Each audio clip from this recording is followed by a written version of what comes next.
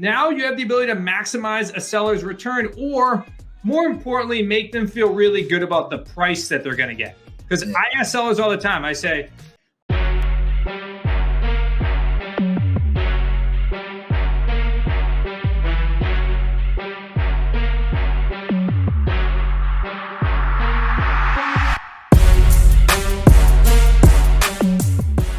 welcome everybody to another episode of Entrepreneurship Exposed, where we expose everything related to entrepreneurship with a twist of business acquisitions.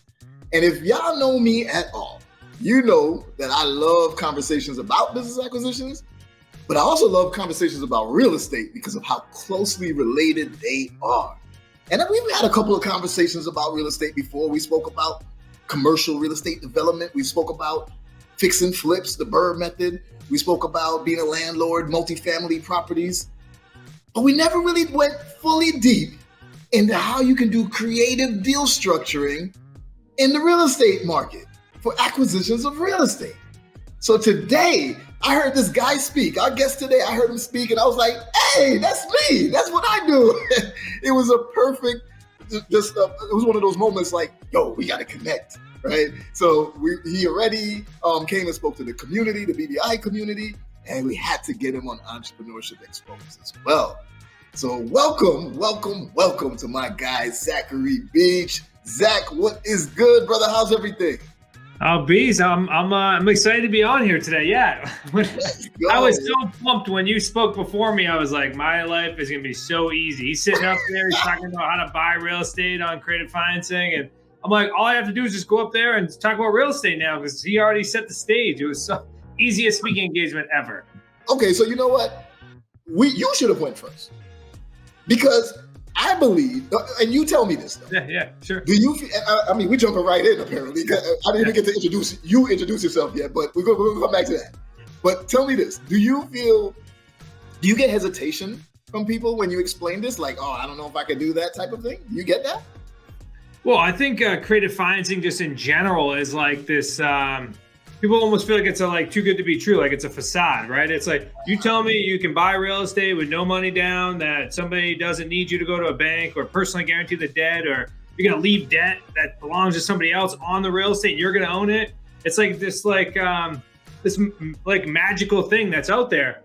But as soon as people discover how simple it is, meaning that it's all about just solving problems, and I'm sure you talk about this on your podcast all the time, all about solving problems, the pain of leaving, say, you're leaving debt on the property and keeping it in your name always has to be less than the current, pain that they're suffering. Because if I can solve their problem and leaving the debt on the property is one example is what needs to happen, then people are willing to do it. So it's all about solving people's problems. So yeah, the simple answer is until anybody understands creative financing, they believe it can be daunting and confusing, but at the end of the day, it's actually way less complicated than a traditional real estate investment deal.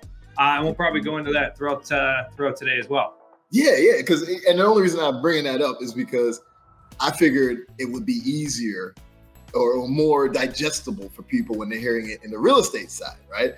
People had no idea you could do this with a cash flowing business too. Yeah. They didn't even know that you could buy. A lot of people I speak to didn't even know you can acquire a business. I was like, what do you mean? I was like, this is actually easier than starting one from scratch. But taking it to the next level of saying, yeah, you can acquire a business and you could do it with no money out of your pocket and through creative deal structuring. Most people feel like that's above my pay grade. I can't do that. But it's because they've never seen anyone acquire a business. But almost everybody's seen somebody buy real estate. So I figured it would be a little bit more digestible and easier for them to accept. But I'm learning that no, you still have the hesitation from some people. Yeah, I mean, it could be true, right? Depends on the audience you're speaking to. You're right in the aspect of real estate investing has been such a staple of how to grow wealth for so long that although they might not be privy to creative financing, they know that real estate investing is something that they should have or be doing if they want to grow wealth long-term, even if it's just, if it's passive or whatever that may be. So you're right. It could be a little bit more digestible. I think that most people in general, unless you're an entrepreneur or business owner, don't understand the complexities of a business, period. And that was something I had to learn. I was a bartender and personal trainer before this stuff. Yeah. Okay, before you get to the episode, I just wanted to take another moment to say thank you to each and every one of you for supporting the channel. Entrepreneurship Exposed is starting to grow like crazy, and it's all thanks to you guys. Now, if you like the content, like the information that you're getting, like the guest speakers, like all of the strategies, then the way that you can support us is by subscribing to the channel below. Now, after you subscribe, you want to make sure that you also like every video. You comment on it if you can. And even more important is to click that notification bell. That notification bell will make sure that you get to see every single episode with all of this amazing information so that you can get started on your journey as an entrepreneur. All right, now back to the episode. Let's go. I would agree with you that me stepping up and talking about real estate first, and then, oh, by the way, go ahead and go buy some businesses. Maybe a good approach. Yes. So we going on tour together, and that's going to be the order. So you go first, warm them up. They're going to be like, wow, this is amazing. I'm like, by the way, one more thing. You can also do it in a business. But anyway, let's go back to the formal approach. And Zach Beez, can you tell the people more about you and how you even came across this strategy and how you got to where you are with it today? Yeah, so I always like to tell people I was a poor kid that grew up in a rich town. So if you don't see that chip on my shoulder, I mean, it's sitting there. So it really has been driven me since day one. I've always wanted to be successful, and I always had the itch for entrepreneurship in general. I mean, I was collecting golf balls before fourth grade and selling them at the tees. So when I went off to college, I really had no idea what I wanted to do. Again, the chip said, hey, you're going to go prove everyone wrong because everybody said you couldn't go. Mm-hmm. So when I got out of college, I was like, I don't have zero idea what I want to do. So I became a bartender, putting my good college degree to work. But I learned a ton there, right? I learned communication skills and management and pressure and handling that type of scenario in a really tourist-driven area of Newport, Rhode Island. And I eventually just got super burnt out. I was bartending, I was personal training, I was then doing, MLM companies. So I was just trying to figure it out. So I eventually I went up to my father-in-law. So my father-in-law has been in real estate for over 30 years now. And he actually got crushed in 2008. So he was trying to figure out a new way to get back into real estate investing. And creative financing was the only method he could find that would actually get him back in, because you don't need credit. You don't need large down payments. You don't need to go to banks. And what couldn't he do? He couldn't have done any of those things. He didn't have the resource in order to get back involved in real estate. So I knew that he was rebuilding this business. So I approached him just about 9 years ago, going on about 10 here soon.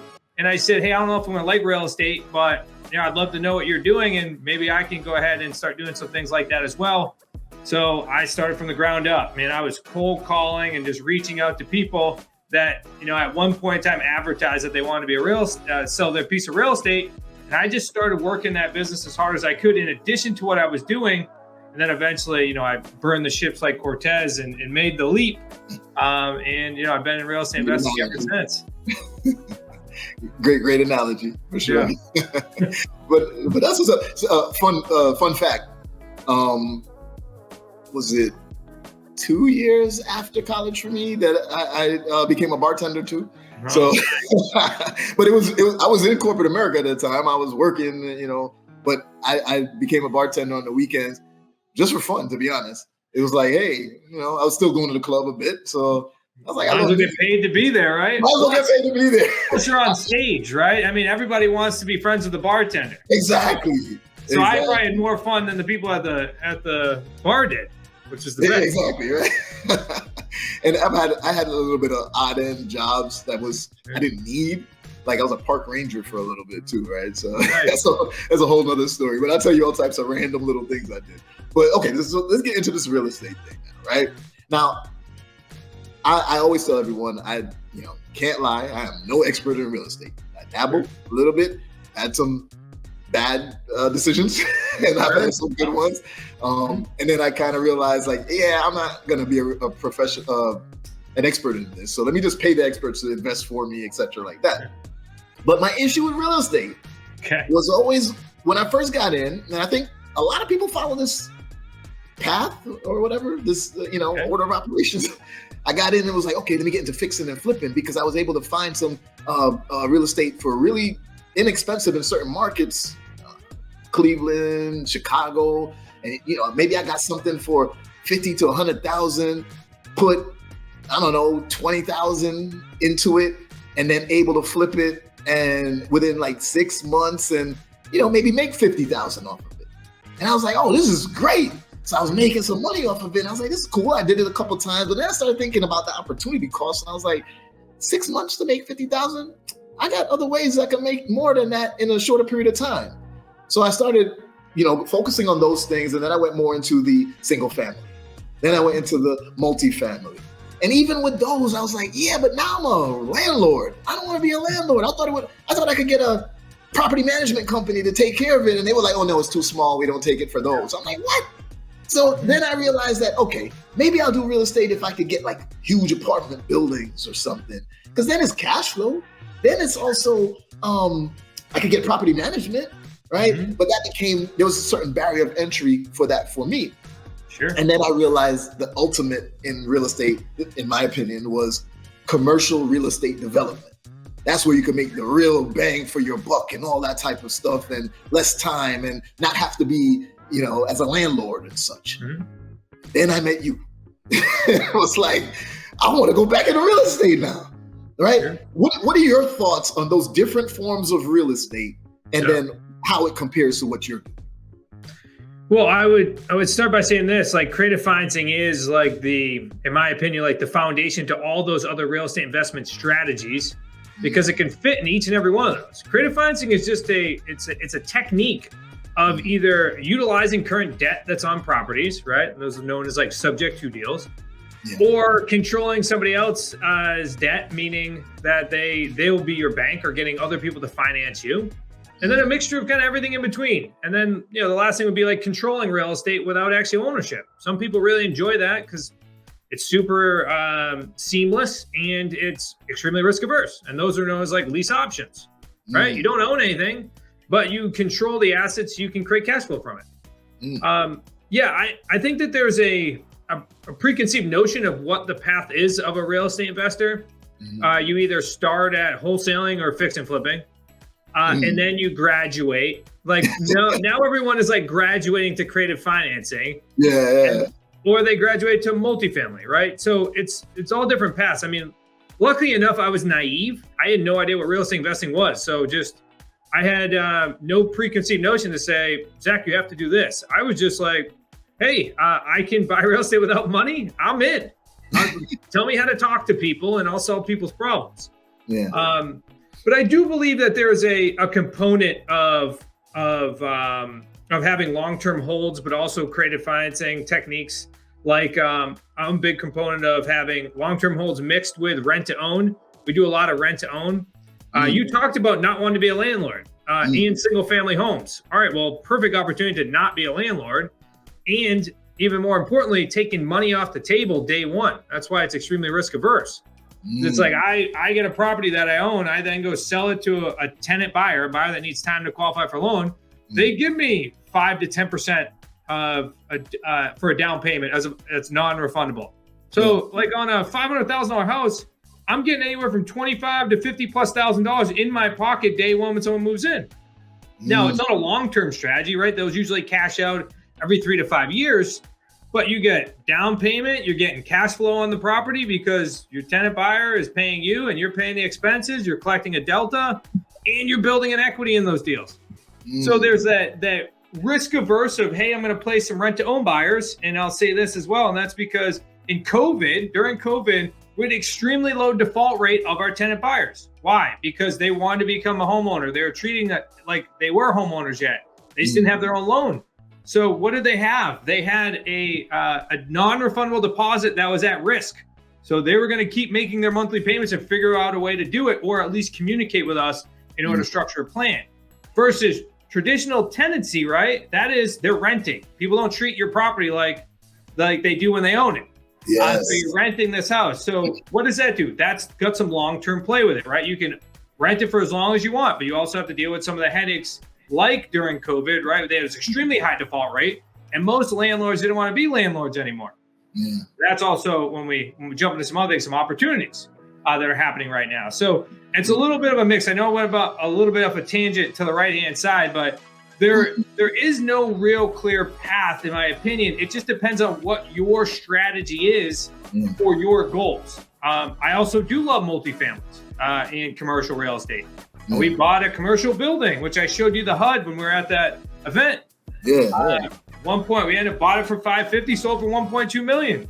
We put down less than 5% on that property, didn't personally guarantee the debt. So I like it even more in commercial and multifamily because it gives you a leg up, because it's extremely hard right now to get those types of loans. Plus, you have to put down 25 to 30% right now to get an 8% loan. Who wants to do that?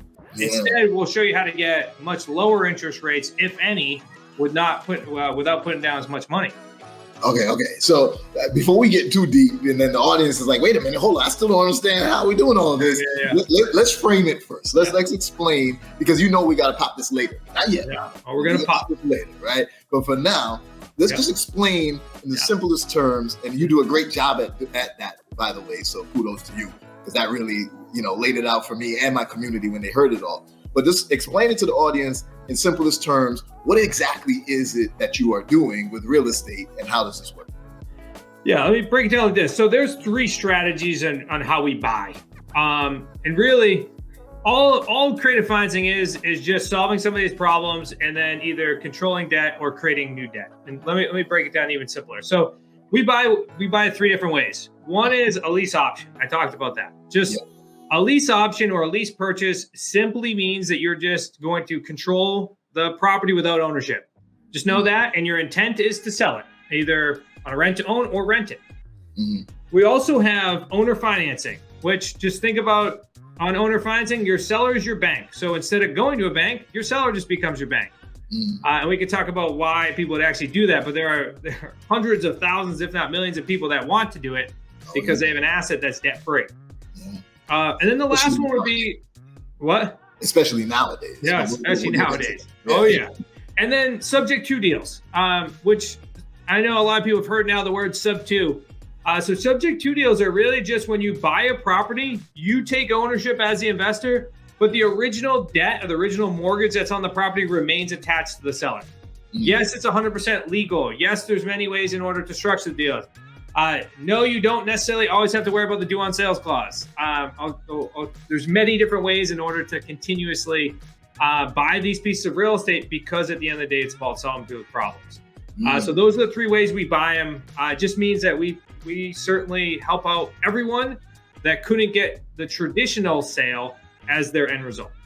Awesome. So through these things, you're able to, because, for example, how the debt is, there's no debt in the business, the business. You see where I'm See what's happening? But there's no debt on the real estate. Yeah. That's one of the easier ones, because now the seller can make that decision to say, yeah, I can extend a loan to you through seller financing and get things done quicker and easier without having to go to the bank. But I know the biggest question that everybody's going to ask is, but why would somebody want to do that? Yeah, let's stick on seller financing too. I think it's the most relatable when it comes to the your strategy and mine. I think it's very prevalent in business acquisitions too. I don't do any deal, any business acquisition without some form of seller financing included. It's a must. So yeah, it's 100% related. Love it. So seller financing, right? So there's roughly a third of the properties in the United States are debt-free. A third of the properties in the United States are debt-free. What does that mean? That means that these sellers are not in a financial bind, right? So most people, when they hear creative financing, why would somebody sell a property with little to no money down? Why would somebody sell a property with 0% interest or low interest rates? And that's because we are, number one, solving their problem, but that's because they're also trying to reach a goal.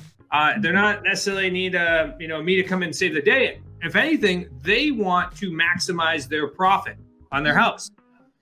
So right now, we're dealing with sellers that have unrealistic expectations. I could probably just say that across the board, because every seller that's interested in selling now thinks their property is worth what it was worth during COVID, right?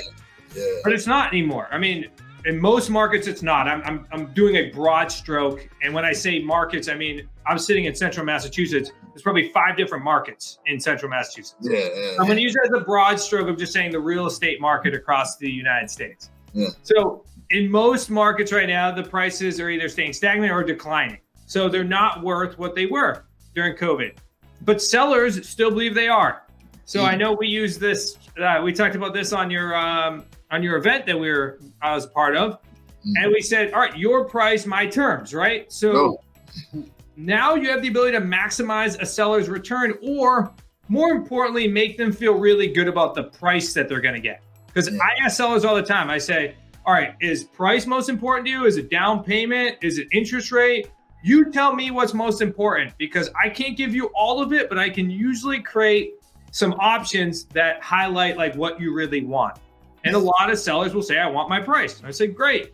And we all know it's more of an ego statement than anything else, because the way when you structure creative financing, yes, they're winning, but you're winning, just as much, if not more. Exactly. And you're willing to pay their price. So that's one reason, maximizing profit. Another reason why sellers are interested in selling on creative financing, that would be creating cash flow, right? So if we have all these debt-free properties out there, but they have the same stigmatism as like Beez says, which is like, I don't want to be a landlord, right? All right, great. I'll be your landlord. I'll own the property and you be my bank, and I'll just make monthly payments to you. That's as close to mailbox money as you're going to receive. Oh, and by the way, you're in a very strong position because there's no other debt on the property. You're actually in first position, which means that you are in a risk-averse position, Mr. Seller. And if for some reason I mess up, you foreclose on me, you take the house back. So very risk-averse for a seller, right? And then the last one that I would say, there's many more, but the last one I would highlight would be for state or tax planning purposes. There we go. We bought our commercial building from a seller that was interested in seller financing, enough so that he put a sign up in front of his commercial building that says, want seller financing. So when we approached him, we created a very lucrative deal for both of us. But at the end of the day, what he didn't want to do is he didn't want his family to have to manage the property. What he did want is he wanted his family to be able to receive financial gains from the property or cash flow. So we came in, we owned it, we put our companies in there, we managed the property, and then they simply got an interest rate or a monthly payment every single month. So a state or tax planning purpose would be another reason. There's so many reasons that we can go about. But at the end of the day, there's so many sellers out there that really want to utilize their piece of property as an asset. I don't want to sell it or want to continue to maximize it while selling it. Definitely. So the first two, the first one and the last one, definitely on the business side too, right? As reasons for why seller financing makes sense for them, right? Your price, my terms. And not so much the second one, which is to create cash flow because the business already has cash flow, right? Sure. But to minimize your tax liability is extremely important. And once people realize like, oh my goodness, if I sell this business, I may have to pay 20 to 30% capital gains tax.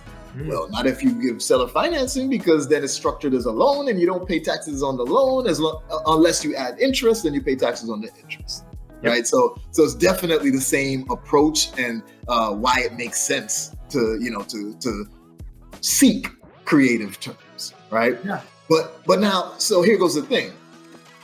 Would you say that, I believe it makes sense and it's the exact same thing on both sides, but I feel like it's an easier sell to the seller when it's about real estate. Oh, you could just take the real estate back and blah, blah, blah. We say the same things. If we default, you've taken the business back, all the assets and everything in the business. But often they don't want the business back because that's a headache. I don't want to have to, work in the business and run the business again. But taking the real estate back ain't that big of a deal. I just still own the real estate. So do you feel that has been a boon for you, the fact that they get a hard asset back and they feel more comfortable with it? Or is this something that you still have to really convince them on? It depends on the seller. Like if it's like an inheritance or something, like they don't want the real estate, they want nothing to do with it. Or if somebody's like relocating out of state, they're like, the last thing I want to worry about is have this property come back to me.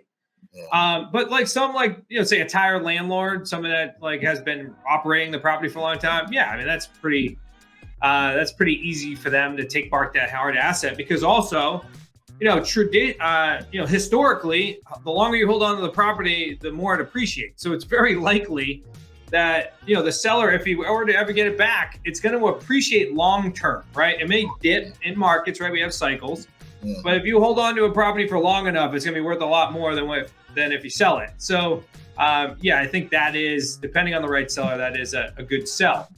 Let me say this too, like the only difference, and I hope this gives you guys hope, the only difference between me being able to get seller financing and me not, like say someone listen to this, is because I ask. That's the only difference. One of the number one mistakes that most of our members make, so the people I buy real estate with all across the country, one of the biggest mistakes is they make assumptions or they think for the seller. That will kill more deals than you asking the question. That'll kill more deals than sellers. It's your own mind. So the only reason why I can get it and you're not currently getting it is because you're not asking. So that's that. If you could just get one takeaway from this today, please. There you go. There's a saying: "Closed mouths don't get fed." Right. Yeah. So if you don't speak up and say you're hungry, you ain't gonna get fed. But so here goes another question for you, right? I although we say your price, my terms. Sure. On the business side, I advocate for my community, my students, to not overpay, though, right? So we do fair market valuation. It's kind of like going to the Kelley Blue Book for cars, but for businesses. Okay. And then we say, okay, your business is worth $1 million, but you're asking 1.5. I'll give you 1.2. I'm willing to overpay by 300K, but not by 500K. Do you have that type of threshold too, or something, or do you just say, well, no, we'll give you your price as long as you want to give the terms? Great question. So it depends upon the terms, but here's a different way I encourage everyone to look at it. And that is, it's more about how much the seller actually put in their pocket at the end of the day. So we always ask, if you were to sell, how much money did you expect to put in your pocket? Like after realtor costs, closing costs, any other holding costs, how much did you expect to put in your pocket? Because every seller knows how much money they were expecting to put in their pocket. Then we say, okay, how about if we can agree to that number, then are you open to doing X, Y, and Z? Because that automatically pulls realtor commissions and things like that off the top. So now, even though we're talking about retail price, we're actually below retail because we're getting a lot of their original costs off the table and just locking in their equity and then moving on. I like it. I love that approach. There we go. Okay. Maybe you can take that to the business too. Yeah. And that's what I'm thinking for everything. Everything I speak to you about, I'm like, how's that apply on the business side? Are we doing the exact same things? It's something I didn't think of, so I love it. Okay, so I think, don't let do this later, but I think we're going to start with the pop right now. Let's pop it. Let's pop the world of creative financing for real estate. We are going into the pros, the opportunities, and the problems. It is time to pop this industry. Let's go. So Zach, what are the pros of deal structuring and creative financing for real estate? Yeah, I think we've gone over a majority of the pros, right? I think that's what we always start off with most of these podcasts is talk about how awesome it is, right? So, buying real estate without cash, without credit, without going to banks. That's pretty powerful pros there in general. And at the end of the deal, right now we're able to create cash flow on properties. If you're selling on rent to own, you're able to create non-refundable deposits. You're able to build an equity, tap into what is our trademarked, nationally trademarked 3 payday system, cash now, cash monthly, and back-end profits. So those are some major pros at the end of the day. And guess what? You get to eliminate traditional barriers because what stops most people from investing in real estate? It's usually the bank. Yep. Because the bank is going to need a certain amount of money down and they're going to need you to personally guarantee the debt, or they're going to only loan you a certain amount of money based upon debt to service loan ratios, or how many properties you currently own. And we're going to weigh it against your current portfolio. It's just, you eliminate all of that through creative financing, which means that you can scale this business as big as you want, depending on how many deals you can get. It just becomes now an acquisitions challenge. And now we solve, all right, how do we get the right amount of leads and conversion, and then deals, and then profits, and then sales. So it just becomes an acquisitions challenge. And that's really all creative financing boils down to. if you're really looking to scale. Love it. And this is not really a pro in essence, but I just want to ask though, I often say that, if I spoke to 20 sellers of their business, maybe I got 3 of them completely zero out of my pocket, but that's a great thing for me. Speak to 20 people and I get 3 multi-million-dollar businesses. What would you say that percentage might fit for you in the real estate side? Yeah, the baseline metrics that we always use, and we've used them for the past, or we historically have had them for the past 10 years. Now, if you're listening to this, your numbers may vary based upon your skill set. Of course. Right? But we always weigh this against all of our members too. And we always say 15 active leads each week, or 15 qualified leads, 1 appointment each week. So that's going to be 60 leads, 4 appointments, should equate to a deal a month. There we go. I like that. Okay. Yep. Great metrics. Okay, all right, cool. Y'all heard it here first. Awesome. All right, so now it's time to talk about the opportunities, because there's a lot of things happening right now. There's a lot of reasons why I believe that this strategy would be even more effective right now. So what are those? What are the opportunities? Yeah, I mean, there's a reason why creative finance is like the #1 search term now in real estate investing. And the Wall Street Journal is now posting about seller financing, Realtor.com is posting about it, and Yahoo Finance, and you name it. It's because there's 2 major things happening right now. One is, let's just talk about buyers right now, because this is what kind of drives it all. So rising interest rates are creating an affordability issue for buyers, for just even the people that just qualify for loans, right? Up to like right around 8% now, and you need at least 20% down. You have to have a really high credit score, like the 700s high. So that automatically is a very small portion of, let's just say North America, right? We'll just boil it down North America. It's a very small portion, which means that if there's smaller buyers for the traditional market, that means that there's significantly more buyers for the rent to own market or for the rental market, whichever one you look for, and however you plan on exiting. Before COVID, it was 60 to 80% of buyers that walked into a bank could not qualify for loans. So if you sat outside a bank, 2 to 4 people would would be able to walk out of a bank with a loan. That's a huge market available for, say, the creative financing investor, especially if you're selling rent to own. Huge market.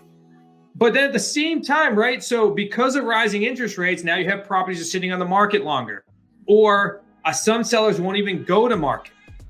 So now you have a giant pool of sellers that are still interested in selling, right? Everyone keeps saying there's not enough housing on the market.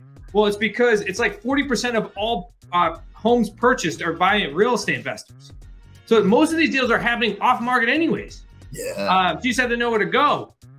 So now you have this, then you have sellers that won't even go on market because they don't think they're going to sell. So now you have all these other sellers. So this is one of those rare times where, for a creative finance and real estate investor, you have pools of buyers increasing and pools of sellers increasing. And what they're looking for is they're looking for their problem to be solved, because the traditional market is not doing it right now. Yeah. Oh, and by the way, even the people that are in good financial standing are sitting there watching the news saying like, I don't know what's happening in politics and wars that are happening, and I should start selling my assets, right? They're being put in a massive state of fear, which is the majority of the country, unfortunately. So now you have people that are even good financial standings looking for ways to exit out of things. I'm sure it's affecting your business selling and acquisition as well. So now they're just looking for problems to be solved, and we can step in and say, hey, here's what you have going on. We can customize a plan. Let's help you get to the finish line, no matter what that is. So huge opportunity right now. Okay. All right. I love this. And, I do mention all the time that this is the greatest wealth transfer in history happening right now. Right. It's the baby boomers alone is feeding into it, because baby boomers are, exiting out of their businesses because it's time to retire. Some of them may be ready to sell that house and move somewhere else, because it's just a weird time where in the past it was like, it's generational wealth. We pass it down to the kids, but the kids don't want the business. The kids don't want the house. They don't want to be tied into one place. They want to travel. They want to be TikTok stars, right? So whatever it may be. So this opportunity is like, we can't emphasize it enough on both the business side and the real estate side. This is a huge opportunity right now. Now, you mentioned something, and I think it's going to be probably better suited to as we go into the problems. Sure. But I'll mention it now, and then you can elaborate on that and any other problems, because that is the most important aspect of POP, right? Mm-hmm. It's all good to talk about all the great things and everything and all the opportunity, but we want to make it real for people and say, hey, there's some challenges you got to navigate around, but you still want to get into this strategy. Now, the biggest problem that I see is that real estate prices, I know you said real estate will always appreciate in the long term. Mm-hmm. But man, it's hard for me to see it going up significantly more than what it is at now. Like, people are coming in properties that in 2000 may have went for 100,000 is going for over $1 million now. Like, it's insane. So what are your thoughts on that problem in terms of the exorbitant prices of real estate and how that affects the strategy? Yeah, I've seen some, just from a housing pricing standpoint, I've seen some statistics that they expect the United States to grow by like, I don't know, anywhere from like, I think it's like 300 million right now to 450 million by 250. So I don't think these housing prices are going to go down very much. Again, making a educated guess here over the long term, because I don't think we're going to have enough housing for people long term. But as far as real estate, just in general, it's a safe asset, right? It's a physical asset. You can certainly go through some dramatic events, right? Like 2008, where companies could, go to die, right? But the real estate, although it dropped to about a third, it still had value, right? So there's a bottom usually with real estate. So that's why it's a risk-averse asset. That's why I also think that each and every person should be looking at both of these techniques right now, because I would just be looking at them as deals, like whether it's a business or a piece of real estate. It's a deal. That's really what it is, because as an investor, you're not buying it to live in it. You're buying it for cash flow and appreciation and tax benefits, right? Same with the business. So I would tell people, like, get really good at one and then make the bridge and then do both over the long term. As like you said, the wealth transfer is, I mean, if anything, I'd just be telling people I buy businesses and real estate, even if you don't yet. Because the deals will come to you, and then you go find somebody like me and you say, all right, well, how do we do this deal? And then now you have an opportunity. Because the challenge usually for you and I would say, like most investors in general, is it's not that we don't know how to do them. It's usually we just don't have enough good deals consistently that we want to invest in. So if people bring deals, I mean, that's a huge opportunity as in general. But let's talk about the problems, right? So problems are, we go through market cycles, right? It's kind of like stocks in a way. Like stocks can go to zero, but usually you're falling. There's the market trends that usually happen. So you have to be able to, people say real estate and wait. It's like you got to buy it and you hold it, right? Or you exit on rent to own.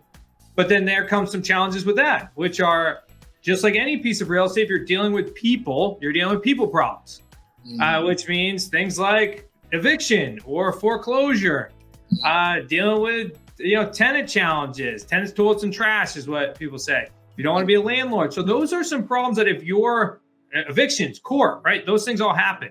Doesn't, like, I have, maybe we come back on and do another one. Like, I have so many nightmare stories, it's not even funny. But my gains from being in the business dramatically outweigh the problems. But it doesn't always feel that way, especially we're in the moment dealing with challenges. So there's always problems when it comes to real estate. It's just, you have to know that you're in this for the long haul. I always tell people, like, put the blinders on for the next 3 to 5 years.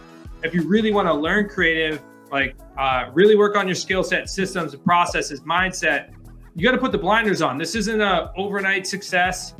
With creative financing, the other challenge is, like, you are asking people for terms. So it does take time in order to find the right people, right? So it is a skill set that does not come with osmosis. It comes with practice and communication. So that would, if I could name like one number one challenge I see everyone come through, it's that we're not always great at communication and solving people's problems. And we think that an offer is going to solve the problem, but really it's not. We have to understand the motivation, And we really have to be able to communicate and solve that person's problem. So I'd say the biggest challenge when it comes to creative financing is just usually the time it takes someone to learn the skill set. And of course that can be sped up by coaching and things like that. But it's that would be the biggest challenge. Past that, now it's real estate deals, and the problems aren't that big. So first of all, team, make sure y'all take that timestamp, because that was a nugget right there, right? And that whole aspect of I get a lot of people who come in and be like, hey, I already tried to reach out to somebody and it didn't work. I didn't get the deal structure. And that's the end of it. But no, that was just, you got to put in your reps. That's just the first attempt. I told y'all I spoke to 20 people to get potentially 2 or 3. So why wouldn't you want to do it? This is not something this is not a play, right? This is something that I mention a lot, especially in the community. I hate the word play when people say, hey, I got this play you could really run. It's just a quick play to make some quick money and ray. Sure. No, I don't want a play, because plays get played out. I want a sustainable strategy. I want the long-term strategy and plan, right? So with this is something, no matter if you're gonna start your own business from scratch, cool. You choose to, whatever. Sure. But you still should know how to acquire businesses, because later on, every entrepreneur hits a little plateau and it's like, I can't get past that plateau to the next level. Well, one way to do it is acquire another business and roll it in, right? So knowing the skill of how to acquire a business, how to structure a deal, whether it's in the business realm or on the real estate side, is priceless and is long-term and will serve you from now to the end of your, retirement and life and whatever it may be. So I'm so glad that you said that, because that's an important mindset shift for everybody. Now look, it took me 6 months to get my first deal, and I had 2 people one had over 20 years of experience at the time, and another one had almost 10 years experience. They were in my office. So, maybe I'm a little hard-headed being a bartender and kid from Central Massachusetts. But so my point is, it was just, it's constant. It's working on your skill set. It's failing forward. It's making adjustments. But it is now a skill set that I have for life. If you, I know Robert Allen used to talk about this, right? He always used to say, which is a world famous real estate investor, wrote 30 books or something like that. And he always would say, you drop me off in any market, I can buy a real estate deal. And now that's something that I could do. And that's something that you could do, right? Anybody listening to this can do, if they're willing to dedicate time to learning the skill set. Because now it's send it over to me. Let me take a look. Let me see if it makes sense, this deal. And if so, let's move forward. If not, you can usually tell when it's not a deal a lot quicker than you can tell when if it is a deal. But it's that long-term skill set, and that's how wealth is built. Skill set upon skill set. 100%, man. And I like the so when you think about it, right? You mentioned that you're telling people that they should solve a problem, and I agree. But I always focus on it a little bit different, and I say you're building rapport, right? Sure. If you can speak to people, then you could acquire businesses or acquire real estate, right? Because as I'm speaking to someone, I'm listening to what they're saying, I'm understanding their need, right? So from how you framed it is you're solving the problem. I'm just understanding their needs and their wants. Mm-hmm. And then I include that into my deal structure, right? I have a current deal that we're talking to right now. And on the call, the guy mentioned, I asked him if he'd be interested in an equity role where he retains some equity in the business and stays on. He doesn't have to work because he wanted to retire. But he could be an advisor. Sure. Quarterly meetings, maybe just give some insight, et cetera, and you're retaining equity, which we're going to scale and grow, and then you benefit even more. And he said, well, you know what, to be honest, I'd rather the employees get that equity, because he really values his employees, and he wants them to benefit from this sale and blah, blah. I was like, wow, that's awesome. So immediately I'm structuring my deal on ways to benefit the employees, because I know that that's important to him. Yep. Right? So building that rapport, understanding what they need and what they want, and then seeing how you could use that in your deal structure. It applies on the business side or the real estate side. And you can win in this regardless of your expertise in real estate, as long as you can develop that expertise in speaking to people. Wouldn't you say? Yeah, it's a people business. The whole thing. We just happen to, in my world, I just happen to deal with real estate as the asset. Or the sale item. I mean, yours is businesses, but it's all people. That's all it is. All people. I love it, man. So would you say that there's a market that's better, to do this, or is pretty much everywhere it can be done? I always tell people draw a 50-mile radius about where you currently are, because we can show you how to find leads within a 50-mile radius pretty easily. But if you want to do it virtually, whatever. But I always say this, is because if you're going to learn a new skill set, a new business, why overcomplicate it and try to buy in a market you don't know? I know that you can develop your real estate skills a heck of a lot more quickly if you're comfortable. And if you can touch the asset, if you can like go to the property, walk the house, like you just learn significantly more quickly. And also I always ask people this, like if it was a life and death situation, do you think you could close on the phone or in person? Like what would you rather bet on? And most people say I'd rather be in person. I'd say, yeah, you're probably right. So then you should buy real estate around where you are, at least to get started. True that. I agree. There we go. And yes, I do go outside of my state and Your area. experience now, right? Exactly. But you guys make it easier for yourself, right? So start nearby. So we did have a question that I saw pop up from the audience. Let's put that back up. It says, any feedback for the current commercial real estate market? Commercial seems to have taken a hit following the work from home movement. I feel like they've been going back to work though. All the companies been calling everybody back to work. But what's your thoughts on that, Zach? Yeah, I think right now, there's going to be huge opportunities in the current commercial market. I mean, you have large amounts of, arms becoming due, meaning the actual loans are coming due, because most commercial real estate are short-term loans, so 5-7 years. Yeah. You have a lot of them coming due right now. So I think there's a huge amount of opportunity, especially if you have some capital set on the side. And then also, I think there's a huge opportunity for going after debt-free properties that are commercial as well, because not many people are going to be able to get very good interest rates, which means that they can't pay good prices on these properties because they have to fit a certain cap rate. But you as a creative financing investor, I mean, you can go if the numbers make sense to you, because you don't have to put as much money down, or you can get a lower interest rate, or you can do a stair-step interest rate. Like we call it, where it's like you buy it at the first couple of years or 3% and then 4% and then 5%, and it just continues to increase as you increase cash flow. Well, now you have a major opportunity. So I think that there's a huge opportunity in commercial right now as well. Okay. And obviously, again, with the baby boomers, and if they're selling their business, they most likely, very often, had the real estate in their business for all these years, so most likely paid off.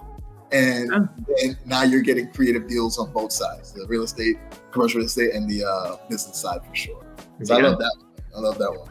So now I think one of the most important parts that we kind of skipped, that a lot of people probably are wondering about, because this question always comes up to me for me whenever I'm speaking. They say, well, how do I find these businesses for sale? I'm like, oh, well, one of the first places you go is to bizbuysell.com, and you can start looking there. But there's many of those online broker sites, and to be honest, you'll be better to find the off-market deals by following these paths, right? Sure. How would you direct people to get started? Obviously, they want to learn how to execute these deals, but where do you even go to find some of them? Yeah, I'll give you 3 places right now. Number 1 would be expired listings. So these are properties that were on the market at one point in time with the realtor. There's a whole bunch of different companies that will provide those, where they'll provide phone numbers, emails, locations, and you can just call them, right? It's all communication. Second would be absolutely free. Drive around, look for for sale by owner signs, or go on Zillow and look up for sale by owner.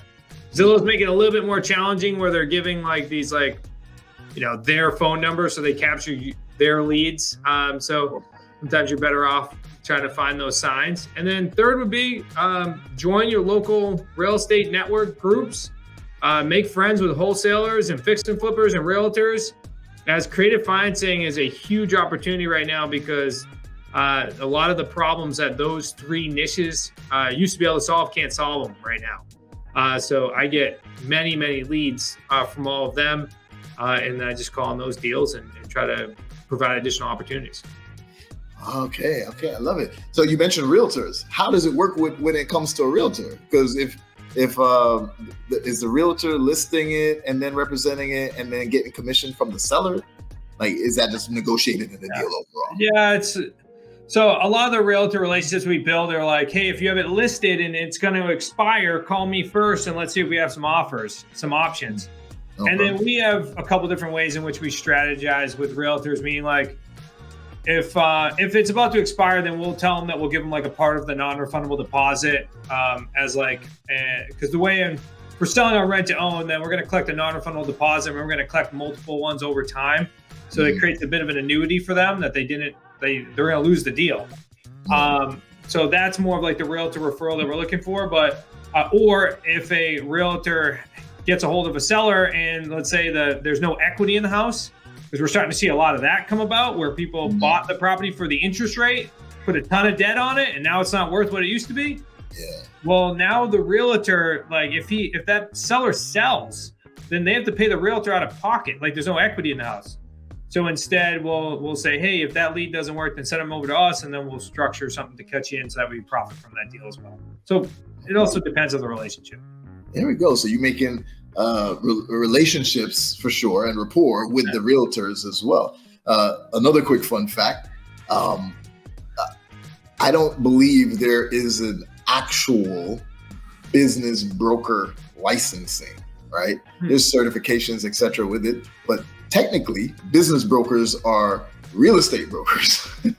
They're realtors. I'm starting to notice that. Yeah. And then they just do this one extra filing to now also be able to sell businesses. So it's really weird because often you come across brokers that they don't know what the hell they're doing on the business side because they really just focus on the real estate side more. And not enough people know how to buy a business, so they don't get as many pings and sales on the business side as they do on the real estate side. Interesting. So another fun fact. Yeah, another fun fact, and you see how closely related the two industries are. But man, okay, I got so many questions, but this is definitely another episode that we're gonna have to do a part 2 later. And good, man. But I want to know, first of all, before we start to close it off, right?